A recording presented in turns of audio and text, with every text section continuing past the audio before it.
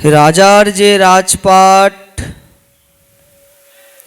যেন নাটুয়ার নাট, দেখিতে দেখিতে কিছু নয়। হেন মায়া করে যেই পরম ঈশ্বর সেই, তারে মন সদা কর ভয়। ঠাকুর মহাশয় এখানে নাটুয়ার নাট বলতে নাট্যমঞ্চের কথা বলছেন, যে রাজার যে রাজপাট যেন নাটুয়ার নাট। নাট্যমঞ্চের সঙ্গে এই রাজার রাজপাটের তুলনা করছেন।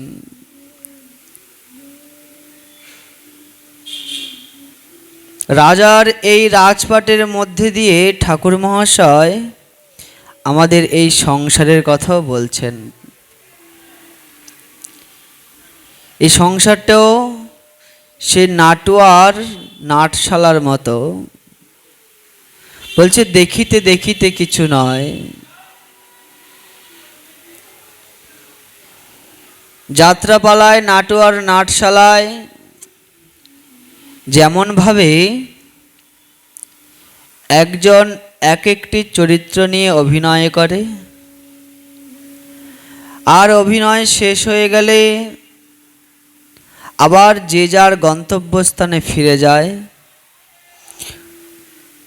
যতক্ষণ নাটশালায় অভিনয় করে ততক্ষণ একজনের সঙ্গে আরেকজনের সম্পর্ক থাকে, আত্মীয়তা থাকে, বন্ধুত্ব থাকে এবং ভালোবাসা থাকে। কিন্তু যখন সেই যাত্রাপালা বা নাটশালার নাটক শেষ হয়ে যায়, নাট্যমঞ্চের থেকে যখন নেমে যায়, তখন আর কারোর সঙ্গে কারোর সম্পর্ক থাকে না।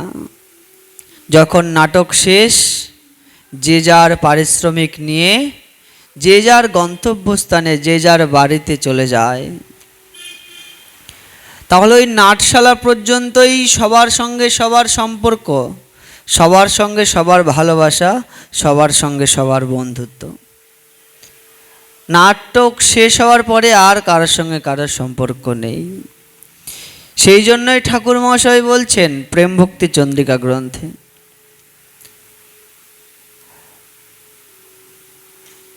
যে রাজার যে রাজপাট যেন নাটুয়ার নাট, দেখিতে দেখিতে কিছু নয়। যে রাজার রাজপাট, আজ রাজা বড় গৌরবের সঙ্গে বলছে, গর্বের সাথে বলছে যে আমার এত বড় রাজপাট, আমি এই দেশের রাজা, আমার এত ধন সম্পত্তি আছে, আমার টাকা পয়সা আছে। কিন্তু মহাজনগণ বলছে ওই রাজার ওই রূপ আনন্দ ক্ষণিকের জন্য। আকাশের বিদ্যুতের চমক এবং জলের বুদবুদের ফেনা যেরকম ক্ষণিকের জন্য কিছু সময় থাকে, তারপর আবার আকাশের বিদ্যুৎ আকাশেই মিশে যায়, আর জলের বুদবুদ জলেই মিশে যায়। রাজার ওই রাজপাট নিয়ে, অর্থ সম্পত্তি নিয়ে, রাজ্য সুখ নিয়ে, রাজার সিংহাসন নিয়ে যে আনন্দ করছে, সেই আনন্দটাও ওই আকাশের বিদ্যুতের চমকের মতো। তাই ঠাকুর মহাশয় বড় সাবধান করছে আমাদের। আমরা এই প্রেম ভক্তি চন্দ্রিকা গ্রন্থটি নিয়ম সেবার মাসে আরম্ভ করেছিলাম, মনে আছে আপনাদের? নিয়ম সেবার মাসে আরম্ভ করেছিলাম, একটা একটা করে শ্লোক।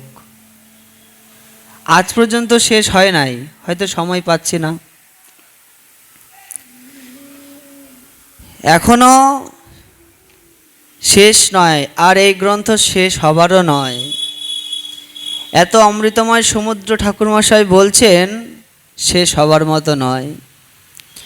তবুও পিপিলিকার যেমন সমুদ্রের জল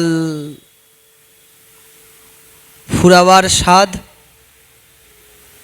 একটা পিঁপড়ে মনে মনে ভাবছে আমার ঠোঁটে করে জল তুলে তুলে পুরো সমুদ্র শুকিয়ে দেব।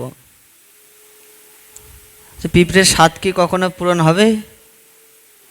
আমারও এরকম স্বাদ, ওই পিঁপড়ের মতো, যে ঠাকুর মহাশয়ের এই অমৃতের ভাণ্ডার প্রেম ভক্তি চন্দ্রিকা শেষ করব।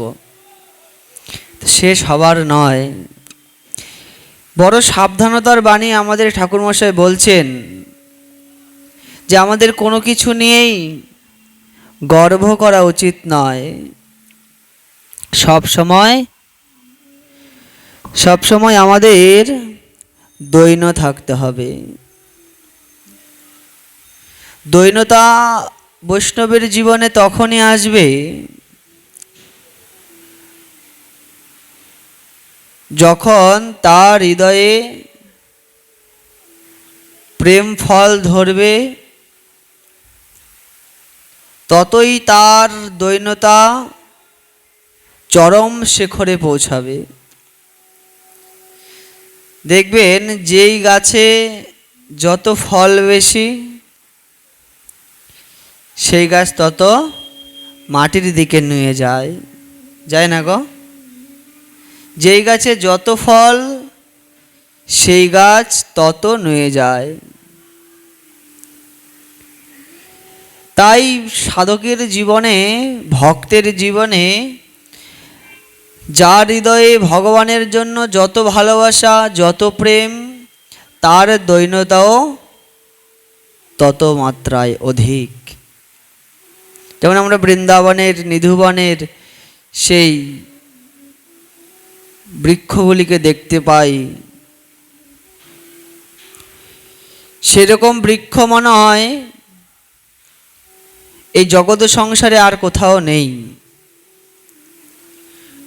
জানেন, ওই বৃন্দাবনের নিধুবনে গেলেই না মহাপ্রভুর শিক্ষাষ্টকমের ওই শ্লোকটি মনে পড়ে যায়, ত্রিনাদপি শুনিচেন তরুরেব সহিষ্মনা।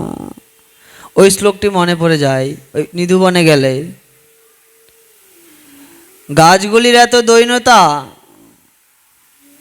কোনো গাছ উপরের দিকে নেই যে বট গাছের মতো উপরের দিকে মাথা, না, সব গাছের লতাগুলি, পাতাগুলি, ডালগুলি সব ধুলায় গড়াগড়ি যাচ্ছে। কোনো গাছ উপরের দিকে নেই যে অশ্বত্থ গাছের মতো, বট গাছের মতো, আম গাছের মতো, তেঁতুল গাছের মতো যে উপরের দিকে না, সব গাছের পাতাগুলি, ডালগুলি সব ধুলায় গড়াগড়ি যাচ্ছে। তারা যেন সেই ভক্তদের চরণ ধুলি, যেখানে নিত্য রাধাকৃষ্ণ বিরাজমান, নিত্য যুগল কিশোর রাস বিহার করছেন, তারা যেন তাদের চরণ ধুলি নিত্য নিরন্তর আস্বাদন করছে, নিত্য নিরন্তর তাদের অঙ্গে মাখছে। তখন নিজেকে বড় ধিক্কার দিতে ইচ্ছা হয় যে দেখো, ব্রজের ধুলার প্রতি এ হেন বৃক্ষের প্রেম হয়ে গেল, ব্রজের ধুলার প্রতি এ হেন বৃক্ষের প্রেম হয়ে গেল, কিন্তু আমাদের হলো না। আমাদের হলো না, ওই বৃক্ষের হয়ে গেল। কবে হবে? যে দৈন্যতার সাধকের জীবনে তখনই আসবে যখন ভগবানকে মাত্রাহীনভাবে ভালোবাসা যাবে। কোনো সময় থাকবে না, মাস থাকবে না, বছর থাকবে না, কোনো সীমাবদ্ধতা থাকবে না, এমনই ভালোবাসতে হবে। ভগবানকে ভালোবাসার মাপ হয় না, কোনো সময় হয় না। আমরা অনেকে মনে করি যে ভগবানকে ভালোবাসবো শুধু যে কোনো একটা দিন ধরে, যেমন আজকে একাদশীর দিন, তো একাদশীর দিনই ভগবানকে ভালোবাসবো, বা জন্মাষ্টমীতে ভালোবাসবো, বা রাধা অষ্টমীতে ভালোবাসবো, বা নিয়ম সেবার মাসে ভালোবাসবো। আমরা যদি এরকমটা মনে করি যে কোনো কোনো সময় অনুযায়ী, কোনো কোনো দিন অনুযায়ী, কোনো কোনো মাস অনুযায়ী আমরা ভগবানকে ভালোবাসবো, বলছে না, ভালোবাসা এরকমভাবে হয় না। যাকে ভালোবাসা যায়, যার প্রতি প্রেম হয়, সে প্রেমে কোনো সীমাবদ্ধতা থাকে না। বৃন্দাবনে এক বাবা গোপেশ্বর মহাদেবের মন্দিরের সামনে বসে বসে মালা জপ করছেন। আর দেখছে গোপেশ্বর মহাদেব মন্দিরের সামনে একজন ভক্ত ব্রজবাসী, তিনি দুধ বিক্রি করছে।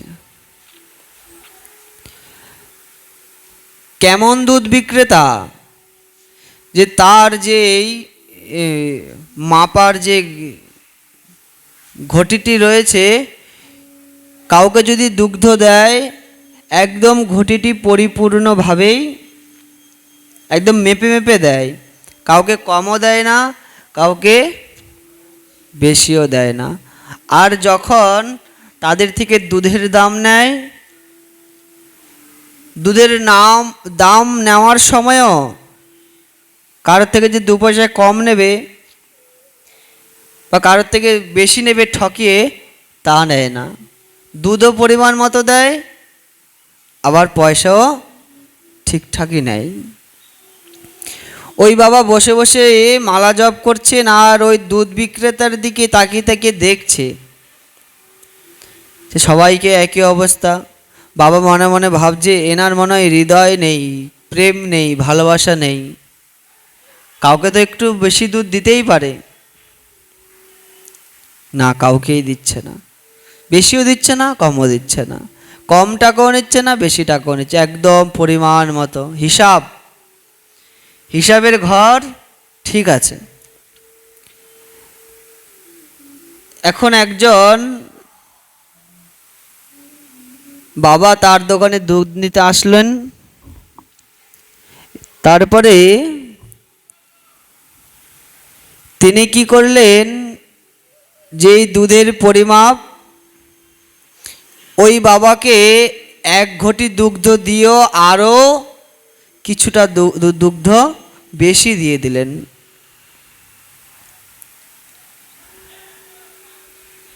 তো দুগ্ধ যখন দিয়েছে, আবার বেশিও দিয়েছে, তাহলে বেশি টাকা নেবে। কিন্তু না, তিনি তা করলেন না। দুগ্ধ বেশি দিলেন, আবার তার কাছ থেকে পয়সাও নিলেন না। ওই বাবা মালা জপ করতে করতে তার কাছে আসলেন, বলছে, ওহে, আমি অনেকক্ষণ ধরে লক্ষ্য করছি তুমি সবাইকে পরিমাণ মতো দুধ দিচ্ছ, কমও দিচ্ছ না, বেশিও দিচ্ছ না, আর কারো কাছ থেকে কম টাকাও নিচ্ছ না, আর বেশি টাকাও নিচ্ছ না। সেটা না হলে ঠিক আছে, তোমার ব্যবসা ঠিক আছে, কিন্তু এই বাবাকে যে পরিমাণের তুলনায় বেশি দুগ্ধ দিয়ে দিলে, আর পয়সাও নিলে না, কেন? তখন উনি বলছেন, দেখো, যার সঙ্গে যার প্রেম আছে, তার সঙ্গে কোনো পরিমাপ হয় না। যার সঙ্গে যার ভালোবাসা আছে, তার সঙ্গে তার কোনো সংখ্যা হয় না, নিয়ম হয় না। তখন ওই বাবা বুঝতে পারছেন, এবং তিনিও মনে মনে ভাবছেন যে এতক্ষণ তো নাম জপ করছে আর গুটি টানছে। আমরা টানি না গুটি সংখ্যা রাখার জন্য? তখন ওই বাবার মনে একটা আঘাত হলো, সত্যিই তো আমরা তো ভগবানকে ভালোবাসি, তাহলে ভগবানের নাম করছি, আবার হিসাব রাখছি কেন? কেন গো? যার সঙ্গে যার ভালোবাসা, তার সঙ্গে কি হিসাব রাখতে হয়? তাহলে আমরা নাম করছি আবার হিসাব রাখছি কেন? এটা তো ভালোবাসার লক্ষণ নয়। কেউ কেউ আমরা নাম জপ করি আমাদের 4 মালা করতে হবে প্রত্যেক দিন, আমরা প্রত্যেক দিন 4 মালাই করি। বা কেউ কেউ নিয়ম করেছে প্রত্যেক দিন 16 মালা করবে, তো গুটি টেনে টেনে 16 মালাই করি। তাও ওই যে হিসাব 16 মালা করতেই হবে, সে যেই করে হোক, তাড়াতাড়ি হোক আস্তে আস্তে হোক, যেইভাবেই হোক 16 মালা করতেই হবে। কিন্তু কোনোদিন যদি হাতে বেশি সময় থাকে তখন কি 18 মালা করি? তখন করি 18 মালা? না, এমনি 16 মালা হয় না, আবার 18 মালা। কিন্তু না, যেদিন সময় নেই সেই দিন যেটা নিয়ম করেছেন সেই নিয়মেই চলতে হবে।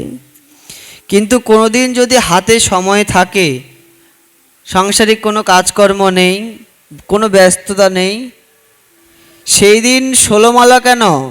যদি ভগবানের প্রতি প্রেম থাকে, যদি নামের প্রতি ভালোবাসা থাকে, নামের প্রতি প্রেম থাকে, সেই দিন শুধু 16 মালা নয়, সেদিন 18 মালা 32 মালাও করা যায়।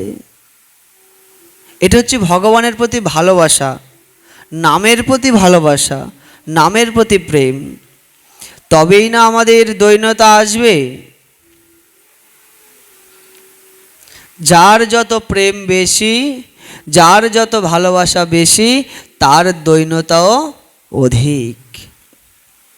আর মনে রাখবেন, যতদিন বৈষ্ণব জীবনে দৈন্যতা না আসবে,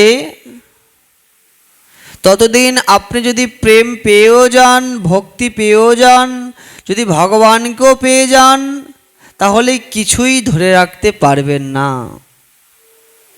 ওই জোয়ারের মতো, জোয়ারে আসবে আবার ভাটায় চলে যাবে। আর এই দৈন্যতা হচ্ছে বাঁধ। যদি জোয়ারের জল আমার জমিতে আসলো, আমি যদি জল আটকাতে চাই, তাহলে কি বাঁধ দিতে হবে না? নাহলে আবার ভাটা হলে তো সব শুকিয়ে যাবে। বলছে এই দৈন্যতা হলো সাধক জীবনের বাঁধ। প্রেম আসবে, ভক্তি আসবে এবং ভগবানকেও যদি প্রাপ্ত হয়ে যায়, কিন্তু সাধক যদি এই দৈন্যতা রূপ বাঁধ না দিতে পারে, সব কিছু আবার চলে যাবে। দৈন্যতা সাধক জীবনের এমনই একটি বস্তু, যার যত বেশি দৈন্যতা তার তত বেশি প্রেম, আর যার যত বেশি প্রেম তার তত বেশি দৈন্যতা। তাই ঠাকুর মহাশয় আমাদেরকে বলছেন যে সাংসারিক জগতের কোনো কিছু নিয়েই আমাদের গর্ব করা উচিত নয়। কারণ যা আজ আছে সেটা কাল থাকবে না।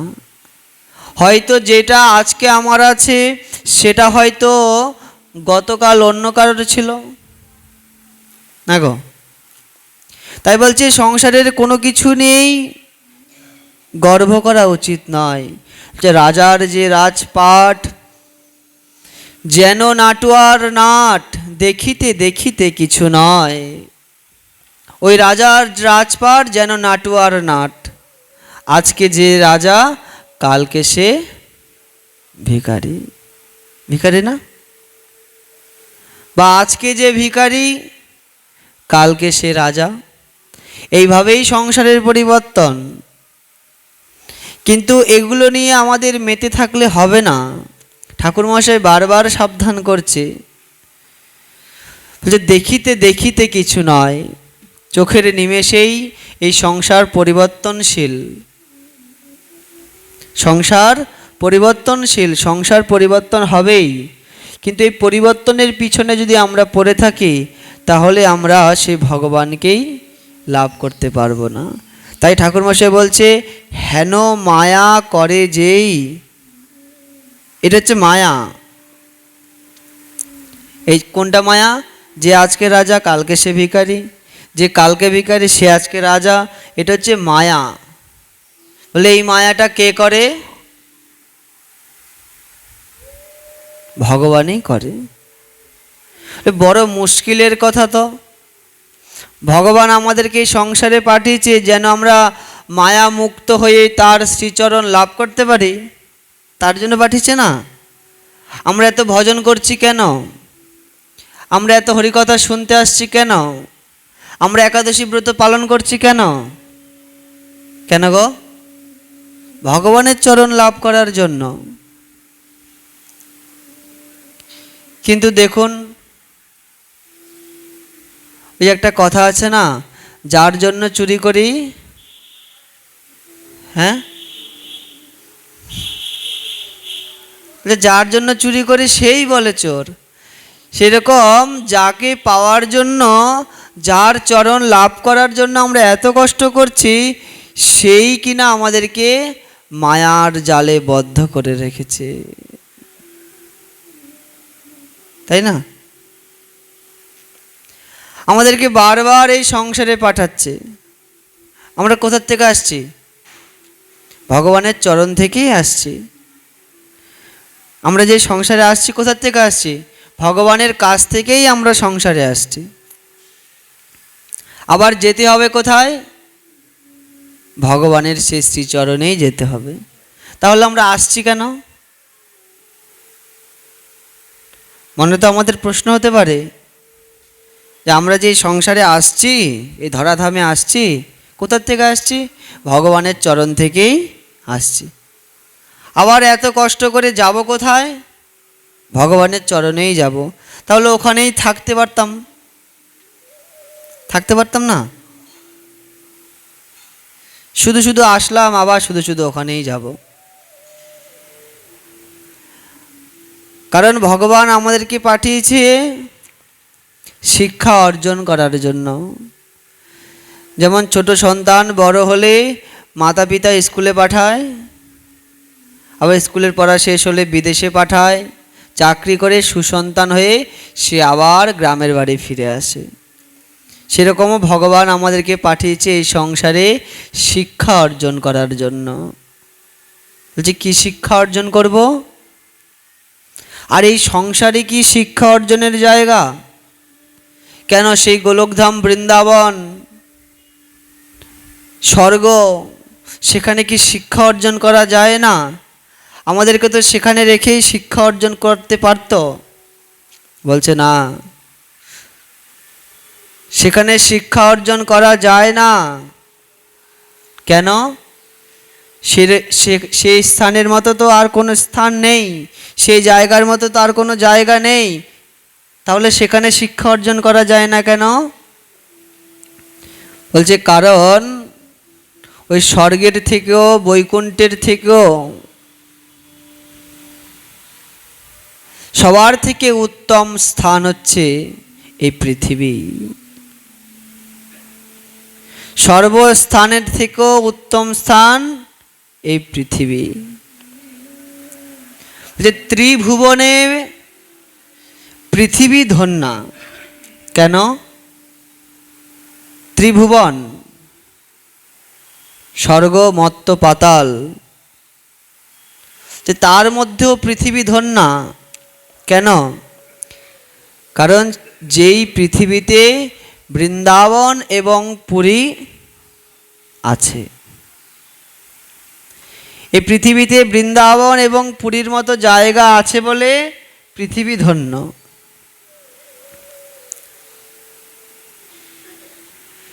আবার সেই বৃন্দাবনে কোন স্থান ধন্য? গিরি গোবর্ধন ধন্য। আর সেই গিরি গোবর্ধনের মধ্যে কোন স্থান ধন্য? রাধাকুণ্ড শ্যামকুণ্ড ধন্য। দেখেছেন? আর সব থেকে ধন্য কি? সেটা হচ্ছে আমাদের নবদ্বীপ ধাম। তাহলে এই স্থানগুলি এই পৃথিবীতে রয়েছে, এই জন্য ভগবান আমাদেরকে এই পৃথিবীতে ধরাধামে পাঠাচ্ছে। এই পৃথিবীতেই একমাত্র সাধু বৈষ্ণব রয়েছে, এই পৃথিবীতেই একমাত্র এই ভাগবত কথা রয়েছে, এই পৃথিবীতেই একমাত্র এরকম ধাম রয়েছে, বৈষ্ণব রয়েছে, প্রসাদ রয়েছে, ভক্ত সঙ্গ রয়েছে, বৈষ্ণব চরণ ধূলি রয়েছে, সৎ গুরুদেবের চরণ রয়েছে এই পৃথিবীতে। এইটা আর কোনো জায়গায় নেই। এই জন্য ভগবান বারবার আমাদেরকে এই পৃথিবীতে পাঠায় শিক্ষা অর্জন করার জন্য। কারণ স্বর্গের দেবদেবতারা পর্যন্ত এই পৃথিবীতে আসার জন্য তপস্যা করে, সাধনা করে এই পৃথিবীতে আসার জন্য। কিন্তু আমরা কি করছি?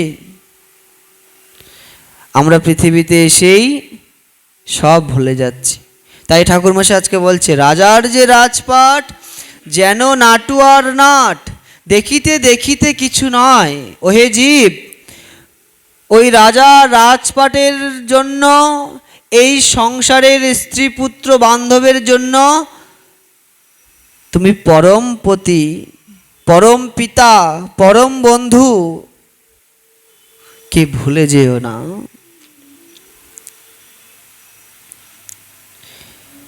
কারণ দেখিতে দেখিতে কিছু থাকবে না, দেখতে দেখতে কিছু থাকবে না। আজকে যদি আমি লাখো টাকার মালিক হই, কালকে আমি লাখো টাকার মালিক থাকবো না। আচ্ছা বলুন তো, আমরা এই সংসারে কর্ম করছি না? কেন কর্ম করছি? সুখে থাকার জন্য কর্ম করছি না গো? যাদের খড়ের ছাউনির বেড়া, যাদের টিনের চাল, যাদের টালির চাল, তারা একটা পাকা বাড়ি করার জন্য সারা জীবন কষ্ট করছে। কেন? একটু কলম করে একটু ছাদ ঢালাই দিয়ে সুন্দর একটা পাকা বাড়িতে থাকতে পারবো। বয়স যখন 25 তখন থেকে আরম্ভ করেছে, পাকা বাড়ি ঘর দুয়ার সব হয়েছে, সুখ হয়েছে, শান্তি হয়েছে, সমস্ত কিছুই হয়েছে, কিন্তু তখন বয়স কত? 85। তখন কত? 85। আচ্ছা, আপনি সংসারে কি সুখ ভোগ করবেন বলেন? আপনি তো 25 বছর বয়স থেকে আরম্ভ করেছে, একটু বাড়ি করব, টাকা পয়সা হবে, সোনা দানা হবে, জায়গা সম্পত্তি হবে, খাওয়া দাওয়ায় কোনো কষ্ট হবে না। আপনি যখন সুখ পেয়েছেন, আপনার বাড়ি হয়েছে, ঘর হয়েছে, সব কিছু হয়েছে, তখন আপনার বয়স 85। তখন আপনি কি সুখ ভোগ করবেন?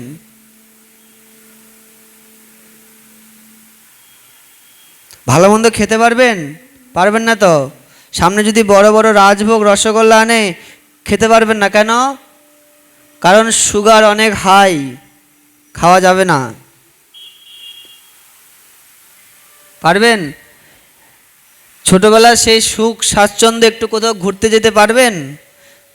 যদি মনে একটু ইচ্ছা হয় পুরী যাব, বৃন্দাবন যাব, না, বয়স তো 85, পকেটে টাকা, ব্যাংকে টাকা, কিন্তু গায়ে শক্তি নাই, পারবেন যেতে?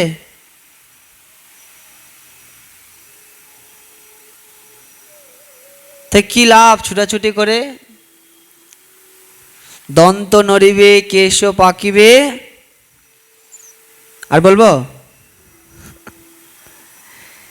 এটা আমাদের জানা কথা, কিন্তু আমরা বুঝতে চাই না। দন্ত নড়িবে, কেশ পাকিবে, সম্বল হবে হাতের লাঠি, পুত্র পরিজন সকলে বলিবে, তখন শুধু কপাল চাপড়ানো ছাড়া আর কোনো গতি নাই। দেখেছো, 25 বছর ছোটবেলা থেকে খাটছি একটু সুখ পাওয়ার জন্য, কিন্তু আজকে পুত্র পরিজন সবাই বলছে এই জঞ্জাল মরিলেই।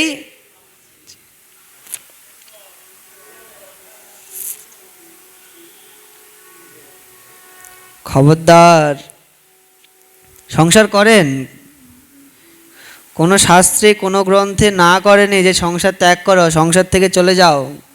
হ্যাঁ, সংসার তখনই ত্যাগ করতে হয় যেই সংসারে আমাকে ভগবানকে ভালোবাসতে দেয় না,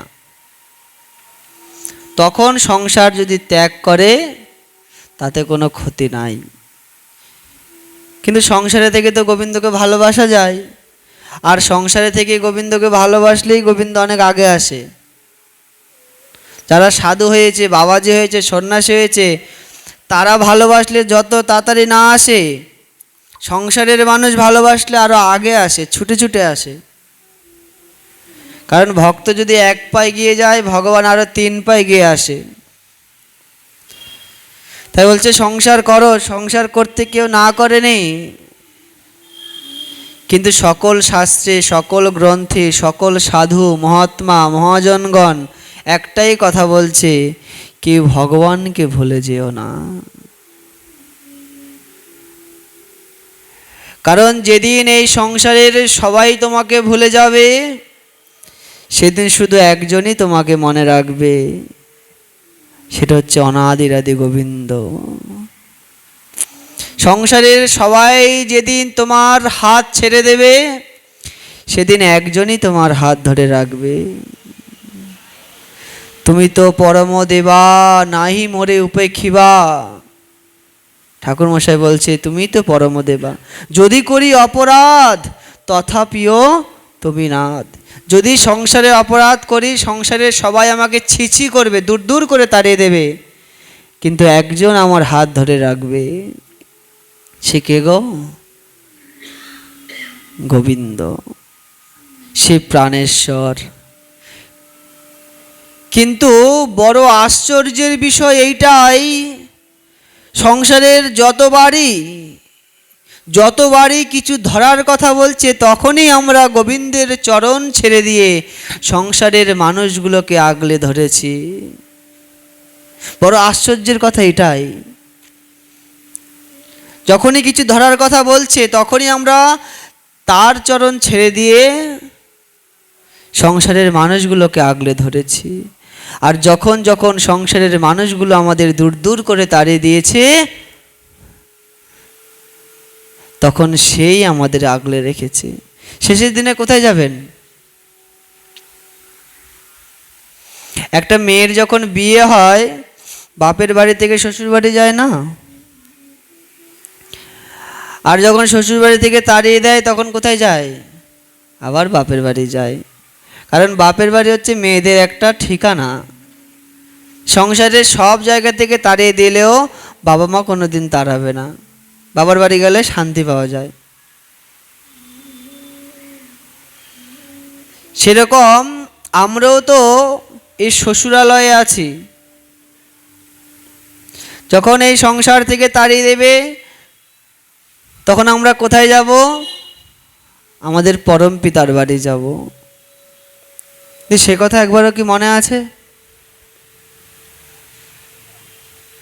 না, সংসার করে মেতে রয়েছি, সব ভুলে গেছি। ঠাকুর মশাই বলছে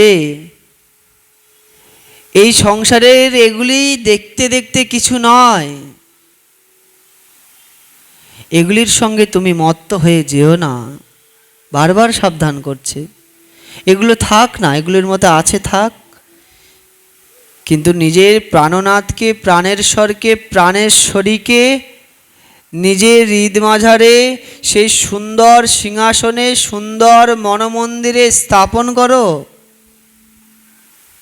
যে হেন মায়া করে যেই, পরম ঈশ্বর সেই, তারে মন সদা করো ভয়। এই মায়া যে করছে না, তাকে সদা ভয় করো, তাকে স্মরণ করো। কৃষ্ণ সূর্য সম মায়া অন্ধকার, যথা হয় কৃষ্ণ নাম তথা নাই মায়ার অধিকার। তাই ঠাকুর মহাশয় বলছেন যে আমরা এই পাপ কর্ম করছি এবং পুণ্য কর্ম করছি, কিন্তু এই সংসারের মানুষ কেউ পাপ করতে চায় না, সবাই পুণ্য করতে চায়। আপনারা পাপ করতে চান না? সবাই পুণ্য করতে চায় না? সবাই পুণ্যবান হতে চায়, পুণ্যবতী হতে চায়। তো ঠাকুর মশাই বলছে, পাপ না করিও মন, অধম সে পাপীজন, তারে মুই দূরে পরিহরি। পুণ্য যে সুখের ধাম, তার না লইও নাম, পুণ্য মুক্তি দুই ত্যাগ করি। বড় অদ্ভুত কথা। আমরা তো সবাই পাপ করতে কেউ চায় না, সবাই পুণ্য করতে চাই, কিন্তু ঠাকুর মহাশয় বলছে পাপ না করিও মন, অধম সে পাপীজন। যে পাপী সে হচ্ছে অধম, তারে মুই দূরে পরিহরি। তার থেকে সদা সর্বদাই দূরে থাকবে। কার থেকে? যে পুণ্য যে সুখের ধাম, তার না লইও নাম। আরেকটা এখানে অনেক বড় কথাই বলছেন, যে পুণ্য যে সুখের ধাম, সেটা আবার কি?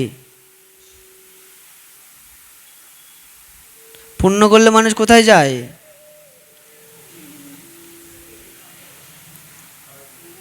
স্বর্গে যায়? ঠিক করে বলেন, কোথায় যায়? যে পুণ্য যে সুখের ধাম, আবার সেটাকে সুখের ধাম বলছে। সবাই তো সুখের ধামে যেতে চায়। কেউ মারা গেলে ব্রাহ্মণ যখন শ্রাদ্ধ করে তখন কি করে? আমার মা, বাবা, ঠাকুরদা যারা আছে সবাইকেই একদম স্বর্গে পাঠিয়ে দেয়। আবার কোনো বৈষ্ণবকে বলে, হে বৈষ্ণব প্রভু, একটু আশীর্বাদ করেন যেন আমার মা যেন একটু স্বর্গবাসী হয়, না আমার বাবা যেন স্বর্গবাসী হয়। ভুলেও এরকম কামনা করবেন না।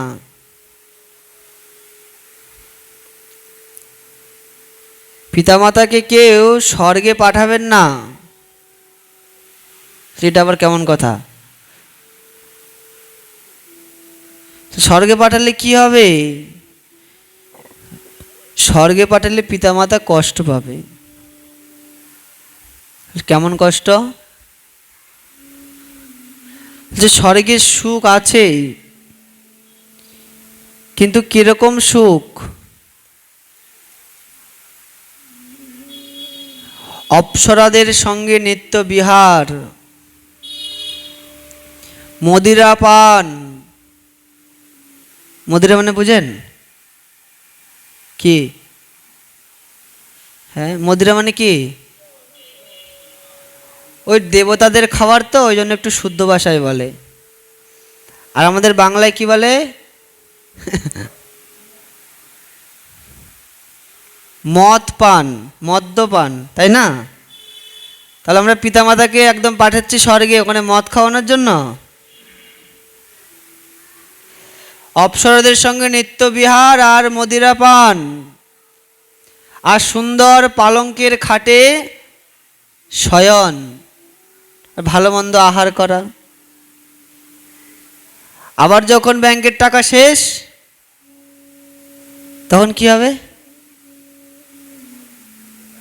অনেক কষ্ট করে তো স্বর্গে পাঠালাম,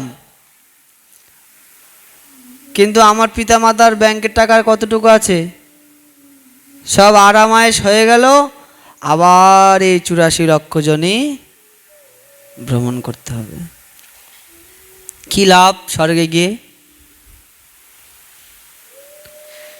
তাই ঠাকুর মশাই বলছে, পূর্ণ যে সুখের ধাম, তার না লইও নাম। কখনো কেউ নিজেও স্বর্গে যেতে চাইবেন না, আর পিতা মাতাকেও বহু কষ্ট করে স্বর্গে পাঠাবেন না, তাহলে আবার এই সংসারে আসতে হবে, সংসার যাতনা ভোগ করতে হবে। তাহলে কোথায় যাব? আমাদের যেতে হবে গোলকধাম বৃন্দাবন, না গো? আমাদের যেতে হবে বৃন্দাবন। যে বৃন্দাবনে গেলে আমাদের আর কারোর এই সংসারে আসতে হয় না, যেখানে রাধা কৃষ্ণের সঙ্গে আমরা নিত্য বিহার করতে পারি। সেখানে গিয়ে কি করব, কেমন ভাবে থাকবো? যে সখীদের পিছে পিছে থাকবো, সখীদের পিছনে পিছনে থেকে ফুল তুলব, মালা গাঁথব। দেখুন, একটা হচ্ছে স্বর্গের সুখ, একটা হচ্ছে নিত্য কিশোর কিশোরীর সেবার সুখ। স্বর্গের সুখ কি বললাম? অপ্সরদের সঙ্গে থাকবে, মদিরা পান করবে, ভালো বিছানায় আরাম করে ঘুমাবে। আর বৃন্দাবনের সুখ কিরকম? বৃন্দাবনের সুখ হচ্ছে নানা পুষ্প চয়ন করব। কিরকম সুখ? রাধাকৃষ্ণ যেই বনে, যেই বাগানে নিত্য বিহার করছে,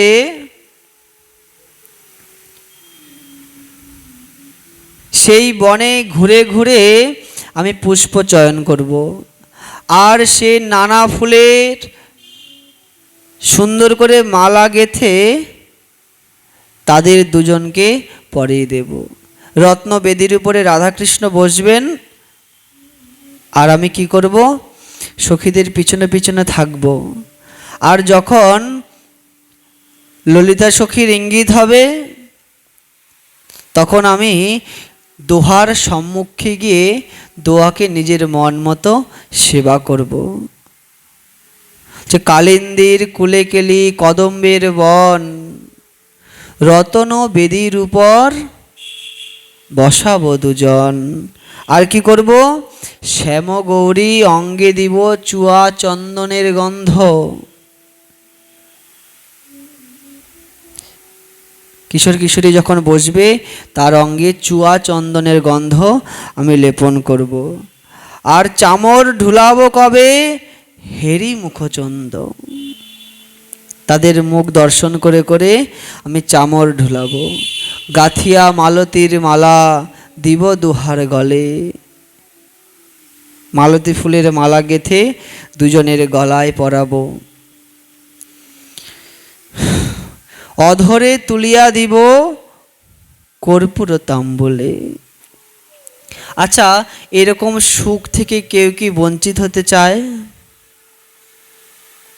এরকম সুখ থেকে কেউ বঞ্চিত হতে চায় না। স্বর্গের দেবতারাও না, স্বর্গের যে রাজা দেবরাজ ইন্দ্র, সেও বারবার বারবার তপস্যা করে, সাধনা করে, কামনা করে। কি কামনা করে? প্রভুর চরণে আর্তনাদ করে, যেন আমি এই সংসারে আসতে পারি, যেন সংসারে যেতে পারি। সংসারে গিয়ে কি করবে? কে কামনা করে? স্বর্গের রাজা দেবরাজ ইন্দ্র, তিনি কামনা করে যেন আমি সংসারে যেতে পারি, আর সংসারে গিয়ে যেন আমি সাধু সঙ্গ করতে পারি, যেন বৈষ্ণব সঙ্গ করতে পারি, যেন বৈষ্ণবের চরণ ধুলা অঙ্গে মাখতে পারি। নিতাই গৌর হরি বল। মেখে কি হবে? কারণ এই বৈষ্ণবের চরণ ধুলা অঙ্গে মাখতে মাখতে, সাধু সঙ্গ করতে করতে তবেই যুগলের চরণে প্রেম হবে, যুগলের চরণে ভালোবাসা হবে। তারপরে আমি আস্তে আস্তে ধীরে ধীরে যুগলের সান্নিধ্যে যেতে পারবো। এমনি এমনি কিন্তু যাওয়া যাবে না, যতক্ষণ না পর্যন্ত বৈষ্ণবের কৃপা না হচ্ছে, যতক্ষণ না পর্যন্ত সাধুর কৃপা না হচ্ছে, যতক্ষণ না পর্যন্ত রসিক এবং প্রেমিক গুরুর আশ্রয় না করতে পারছি, ততক্ষণ পর্যন্ত আমি সে যুগল কিশোরের সান্নিধ্যে যেতে পারবো না। রসিক এবং প্রেমিক গুরুর আশ্রয় নিতে হবে। কারণ যারা এমন গুরুর আশ্রয় নিতে হবে যিনি সদা সর্বদাই নিত্য নিত্য সেই যুগল কিশোরের সেবা সুখ আস্বাদন করছে, আমাকে সেরকম গুরুর চরণ আশ্রয় করতে হবে। কারণ তিনি যদি নিত্য নিরন্তর সেবা সুখ আস্বাদন করে তবেই না আমাকে নিয়ে যেতে পারবে। তাহলে তিনি যদি ভজনানন্দী না হয় তাহলে আমাকে কি করে নিয়ে যাবে? তাই গুরু নির্বাচনের ক্ষেত্রে আমাদের খুব সাবধানতা অবলম্বন করতে হবে, যেন আমরা ভুল করেও অসৎ গুরুর আশ্রয় না করে ফেলি। আরেকটা বড় কথা কি, যেমনভাবে সদ্গুরুর চরণ আশ্রয় করতে হবে সেরকমভাবে সৎসঙ্গ করতে হবে, স্বজাতীয় বৈষ্ণবের সঙ্গ করতে হবে। বৈষ্ণব সঙ্গ তো অনেক হয়, এখন তো আমাদের ঘর থেকে বেরোলেই এখানে সেখানে অনেক বৈষ্ণব সঙ্গ। বলছে না, স্বজাতীয় বৈষ্ণব সঙ্গ করতে হবে। যারা এই কৃষ্ণ প্রেমের প্রেমিক, যারা এই কৃষ্ণ রস নিত্য নিরন্তর আস্বাদন করছে, আমাকে সবসময় সেরকম বৈষ্ণব সঙ্গ করতে হবে। আমরা সাংসারিক জীবনে একটা কথা বলি যে জীবনে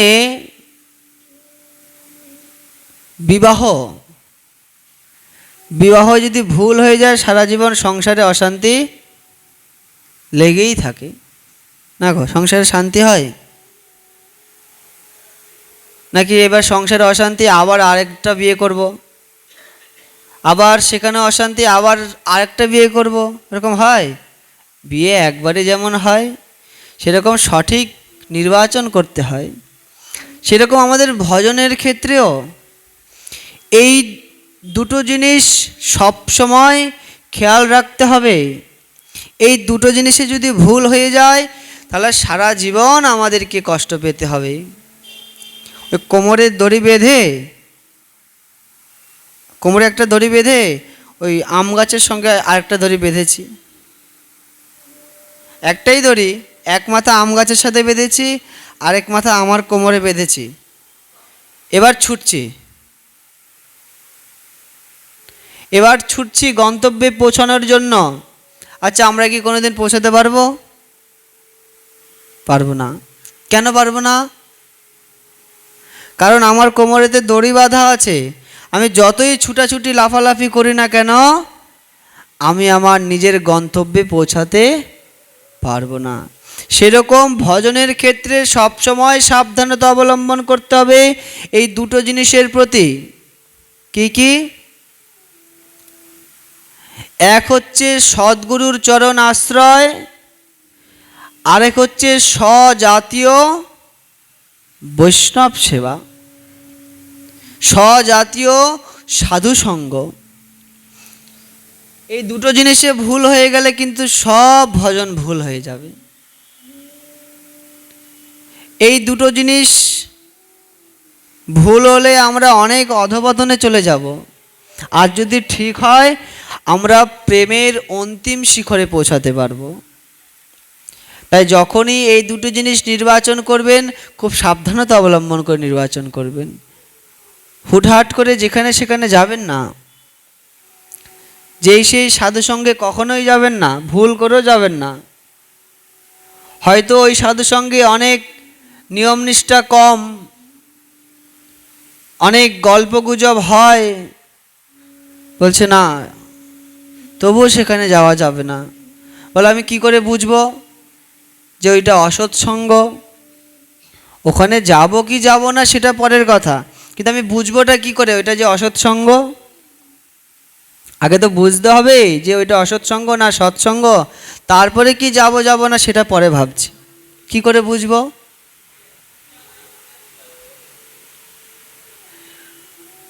বলছে গরু যেমন সারাদিন ঘাস খায় আর রাত্রেবেলা কি করে? জাবর কাটে। কেন জাবর কাটে? কেন? যে সারাদিন যাই সামনে পায় তাই খেয়ে নেয়, দেখো, কিন্তু সব কিছু তো আর হজম করতে পারবে না।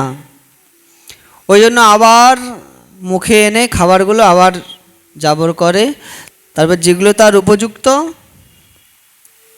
হজমের উপযুক্ত, সেগুলো সে রেখে দেয় আর বাদ বাকিগুলো ফেলে দেয়। সেরকম সাধককেও সকল প্রকার সাধুসঙ্গ করতে হবে, কিন্তু ওখানে গিয়ে যে সাধুসঙ্গ করেই আসলাম, বাড়িতে এসে আবার যেমন তেমন এরকম করলে হবে না। ওই গরুর মতো হতে হবে। গরু যেমন জাবর কাটে, ঠিক ভুল বিচার করে, আমাদেরও সেরকম যেই সাধুসঙ্গই করি না কেন আমাদেরকে আবার সেটাকে ঠিক ভুল বিচার করতে হবে। এখন প্রশ্ন হতে পারে আমরা ঠিক ভুল বিচার করব কি করে? ধরুন ওই সাধুসঙ্গ করলাম, একদিন দুদিন করলাম, তখন আমাদের এটা নিজেকে নিজে বুঝতে হবে। কি বুঝতে হবে? যে আগে মানে এই সাধুসঙ্গ যে আমরা করছি, এই সাধুসঙ্গ করার আগে আমাদের ভজন কেমন ছিল, আর এই সাধুসঙ্গ করার পরে আমাদের ভজন কেমন হয়েছে, এটা আমাদের বিচার করতে হবে।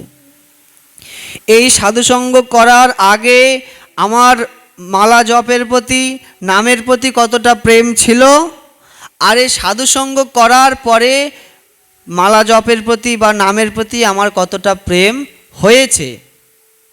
কি আমার প্রেম হয়েছে নাকি প্রেম কমে গেছে? এই সাধুসঙ্গ করার আগে ভগবানকে আমি কীরকম ভালোবাসতাম, আর এই সাধুসঙ্গ করার পরে ভগবানের প্রতি আমার প্রেমটা কেমন হয়েছে, এগুলি বিচার করতে হবে।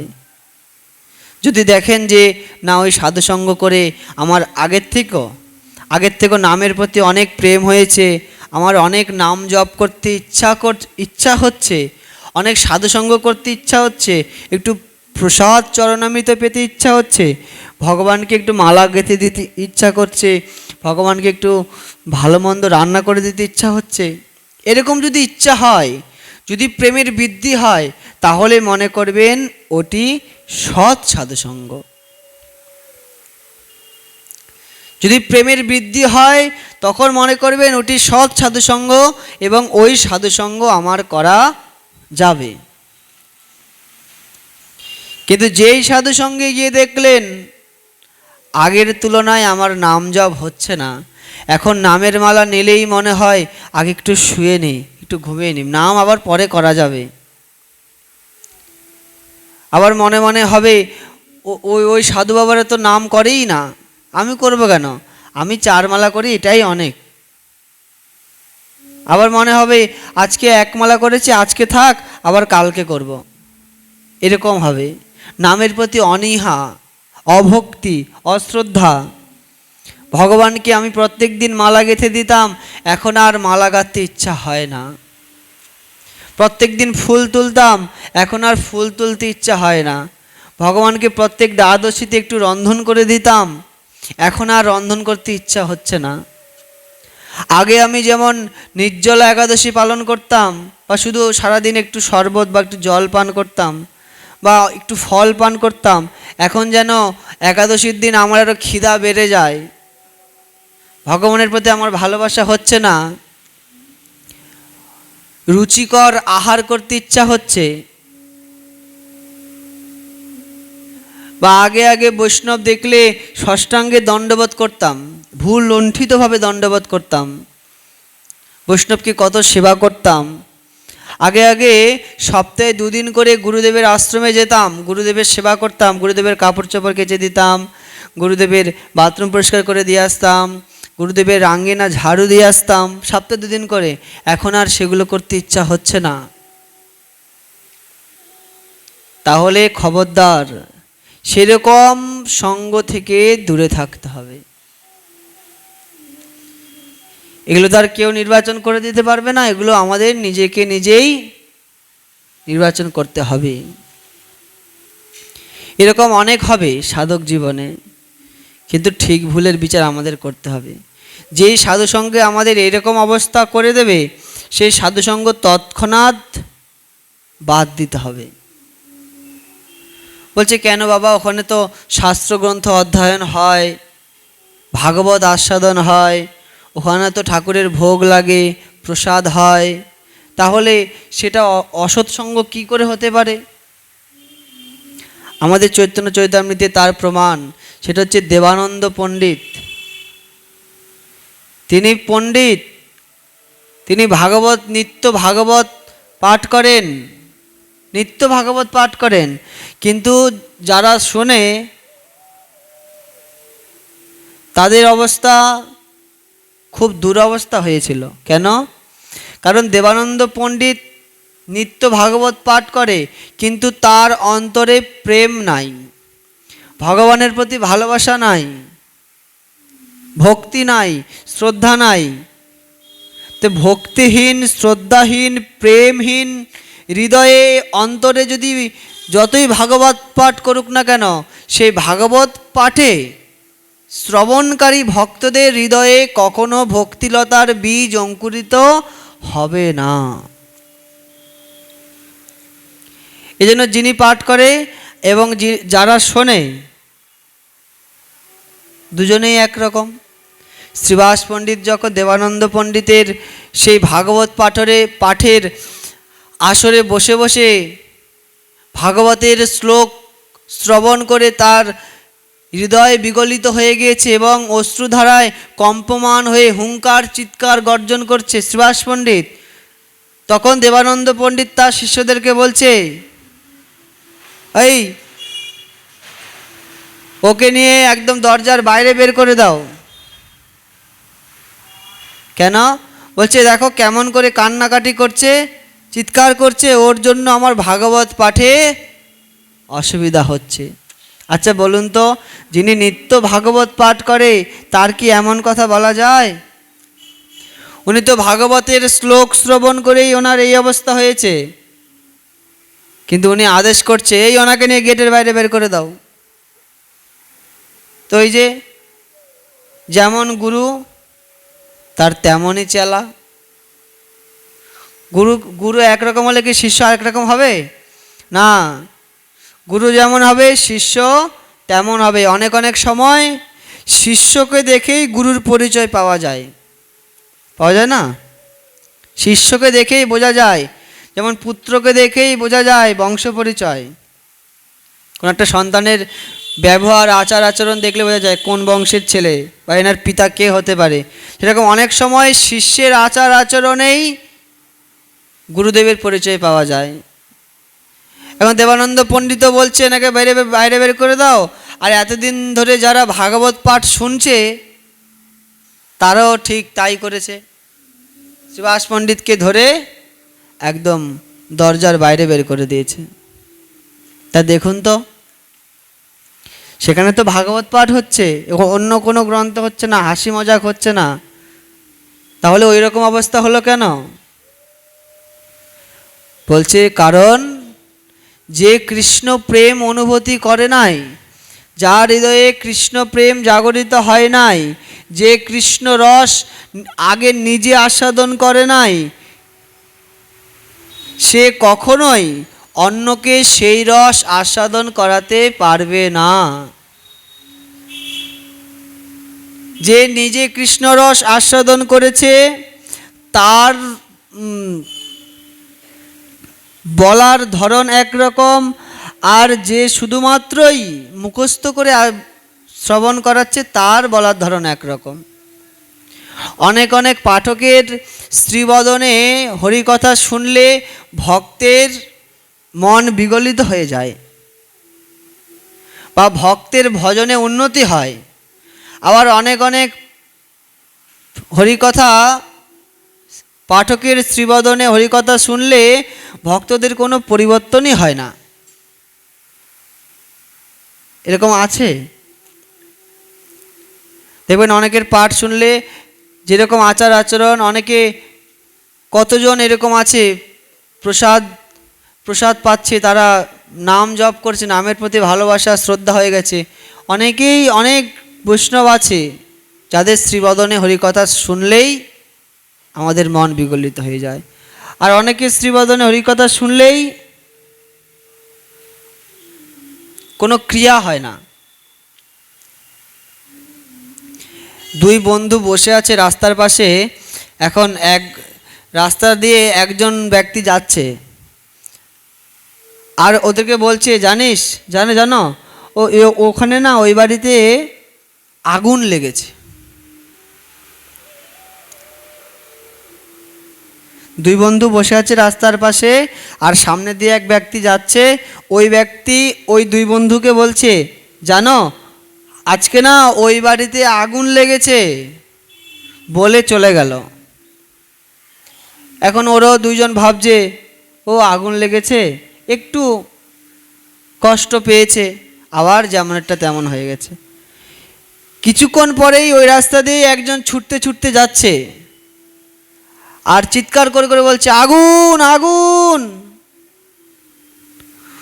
ওনার ওই আগুন আগুন কথা শুনে ওই দুই বন্ধু ওনার পিছনে পিছনে ছুটছে, কোথায় আগুন কোথায় আগুন দেখি তো। আচ্ছা, আগুন লেগেছে, দুইজনে তো একই কথাই বলেছে। প্রথম যিনি ব্যক্তি উনি বলছে, জানো ওখানে না আগুন লেগেছে, কিন্তু ওদের হৃদয়ে কোনো ক্রিয়া হয়নি। এটা ভালো করে বুঝতে হবে, ওদের হৃদয়ে কোনো ক্রিয়া হয়নি। কেন? কারণ যিনি বলছে জানো ওখানে না আগুন লেগেছে, উনি আগুন দেখে নাই। ওই বাড়িতে যে আগুন লেগেছে উনি আগুন দেখে নাই, হয়তো কারোর মুখে শুনেছে আগুন লেগেছে, ওই জন্য উনিও শোনা কথা বলছে। ওই জন্য ওই শোনা কথা শুনে ওদের হৃদয়ে কোনো কাজ হয়নি। আর যে একদম নিজের চোখেই দেখেছে ওই বাড়িতে আগুন লেগেছে, তার বলার ধরন একরকম। সে আর ওরকমভাবে বলছে না, জানো ওখানে না আগুন লেগেছে, এরকমভাবে বলছে না, চিৎকার করছে, কারণ সে তো দেখেছে নিজের চোখে, আগুন আগুন বলে চিৎকার করছে। ওদের কথা শুনে এরা দুজন উঠলো না, আর ওনার আগুন আগুন শুনে ওরাও ছুটছে দেখার জন্য, আগুন দেখার জন্য। তাহলে এই হরিকথাটাও ঠিক এরকম, যারা ভগবত দর্শন করেছে, যারা ভগবানের সান্নিধ্য লাভ করেছে, যারা সেই কিশোর কিশোরীর যুগল কিশোরের সেবায় নিত্য নিরন্তর ডুবে রয়েছে, নিত্য নিরন্তর সেই রস আস্বাদন করছে, তাদের সঙ্গ একরকম হবে, আর যারা আস্বাদন করছে না তাদের সঙ্গ একরকম হবে। এটা আমাদের বুঝতে হবে, আর সবসময় সেই সঙ্গ থেকে আমাদের দূরে থাকতে হবে। তাই ঠাকুরমশাই বলছে, পূর্ণ যে সুখের ধাম তার না লইও নাম। যে পূর্ণ যে সুখের ধাম স্বর্গ, সেই স্বর্গের নাম যেন কেউ ভুলেও মুখে না নেয়, কারণ ওই স্বর্গে গেলে আবার আমাদেরকে সংসারে আসতে হবে। কিন্তু যদি ওই গোলকধাম বৃন্দাবনে আমরা পৌঁছে গিয়ে যুগল কিশোরের সেবায় রত থাকি, তাহলে কাউকে আর এই সংসারে আসতে হবে না। আর কি বলছে, পুণ্য যে সুখের ধাম তার না লইও নাম, পুণ্য মুক্তি দুই ত্যাগ করি। পুণ্য করব না আর মুক্তিও চাইব না, এটা কোনো কথা? আমরা তো যে কোনো একটা চাই, হয় পুণ্য করব না হলে মুক্তি চাইব, আর পুণ্যের ফলই তো মুক্তি। আর এই সংসারে সবাই তো মুক্তি চায়, চায় না? কেউ কি বন্ধন দশায় থাকতে চায়? সবাই মুক্তি চায়, মুক্তির জন্যই ছুটাছুটি। অনেকে তো প্রভুকে বলে, হে প্রভু মুক্তি দাও মুক্তি দাও মুক্তি দাও। কিন্তু কৃষ্ণ ভক্ত কখনোই মুক্তি চায় না। কেন?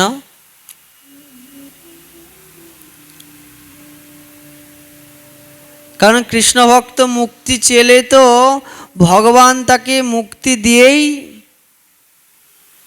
সব শেষ করে দেবে। দেখো, কৃষ্ণ ভক্ত সারা জীবন যে ভজন করছে, নাম জপ করছে, সাধনা করছে, এখন যদি মুক্তি চেয়ে নেয় তাহলে সারা জীবনের সাধনার ফল, ভজনের ফল শুধু ওই মুক্তিই পাবে। আর মুক্তি মানে কি? স্বর্গ। মুক্তি মানে স্বর্গ। আমরা যে গীতা পাঠ করি, গীতার লাস্ট অধ্যায় কি? মোক্ষযোগ।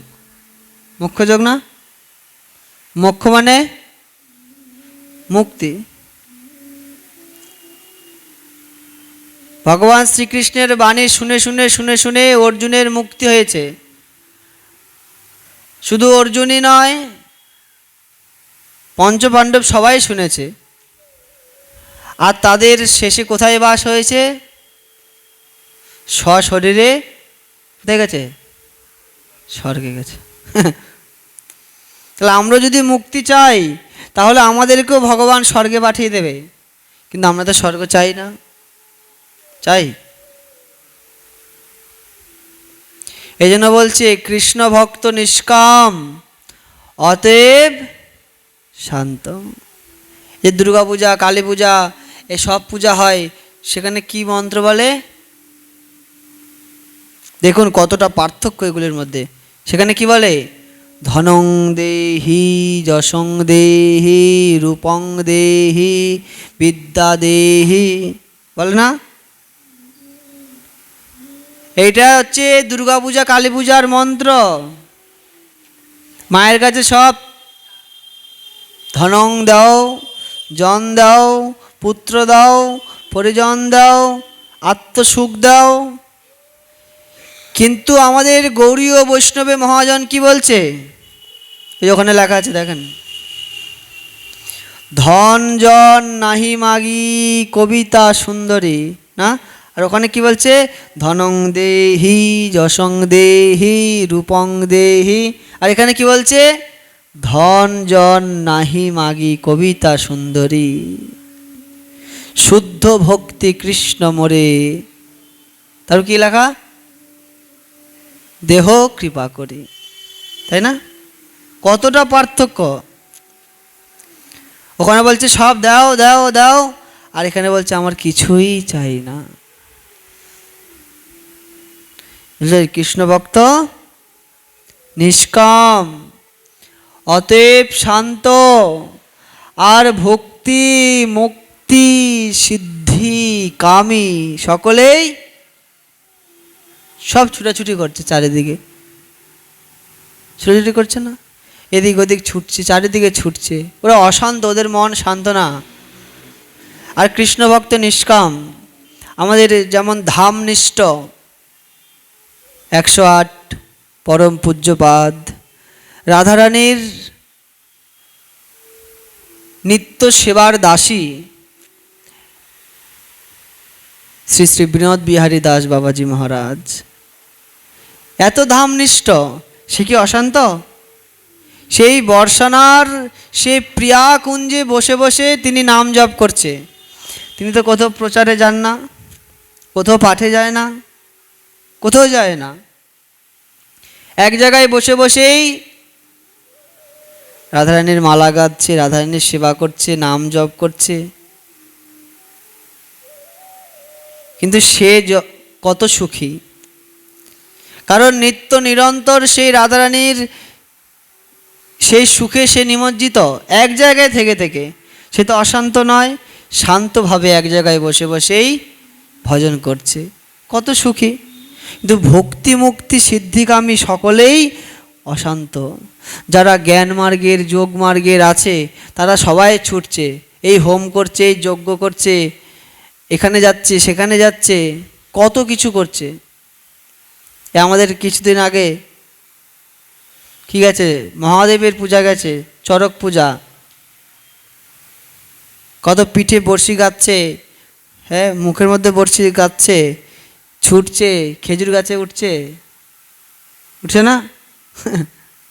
সবাই অশান্ত। কৃষ্ণ ভক্তরা কিরম করে? কিন্তু এই সংসারের সব থেকে যদি সুখী কে বলা যায়, তাহলে সেটা একমাত্র কৃষ্ণ ভক্ত।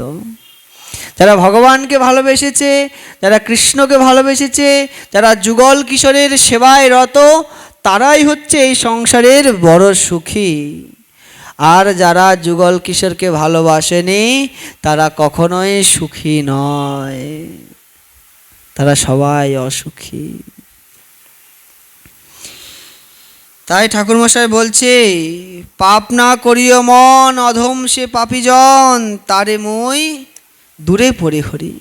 পুণ্য যে সুখের ধাম, তার না লইও নাম, পুণ্য মুক্তি দুই ত্যাগ করে। কখনোই ভুল করেও নিজেও স্বর্গে যাবেন না,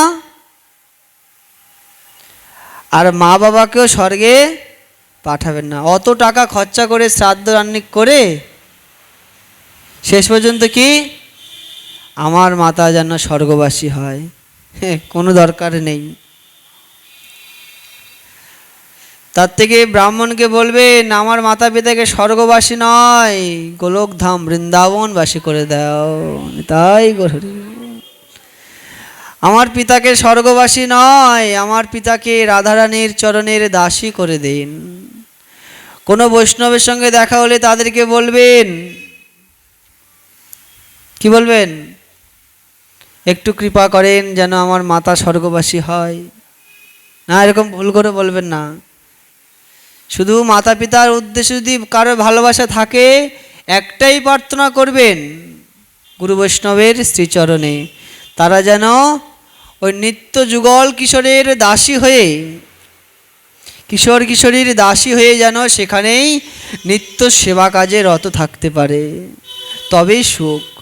দেবলোক পিতৃলোক পায় তারা মহাসুখ, সাধু সাধু বলে অনুক্ষণ, যুগল ভজে যারা, প্রেমানন্দে ভাসে তারা, তাদের নিছনি ত্রিভুবন।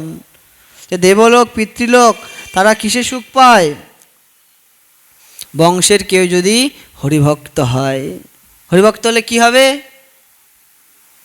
তাহলে সে মর্মটা বুঝবে। কিসের মর্ম বুঝবে? কারণ একজন হরিভক্তই গোলকধাম বৃন্দাবনের সেই যুগল কিশোরের সেবায় যে কত আনন্দ, কত সুখ, সেটা একমাত্র হরিভক্তই বুঝবে। এই জন্য দেবলোক পিতৃলোক তারা সুখ পায়। কেন?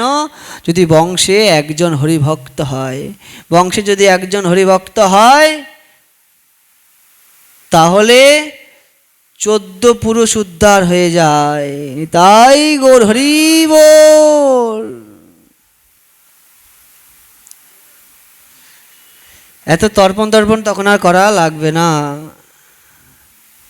তাই আপনাদের যাদের গৃহে সন্তান রয়েছে সবাইকে হরিভক্ত করেন। সময় আর বাকি নেই। শেষের দিনে যদি সংসারের যদি পুত্র পরিজন কাউকে যদি হরিভক্ত না করতে পারেন, তাহলে কী হবে জানেন? খোল করতাল সহযোগে শেষের দিনে আপনার কানে আর হরির নাম পৌঁছাবে না, ক্যাসেটেই হরিনাম শুনতে হবে।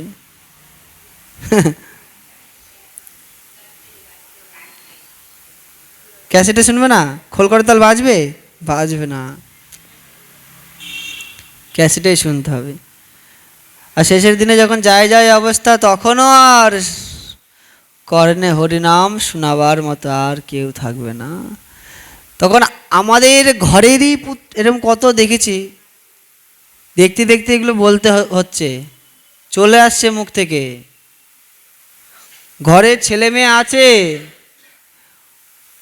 পিতা যায় যায় অবস্থা, হরিনাম শোনানোর জন্য ওই দূর থেকে কোন এক বৈষ্ণবকে ডেকে এনেছে হরিনাম শোনানোর জন্য, কিন্তু নিজেরা শোনাতে পারছে না। এরকম যেন না হয়। অত্যন্ত হরিনামটা শিখাবেন।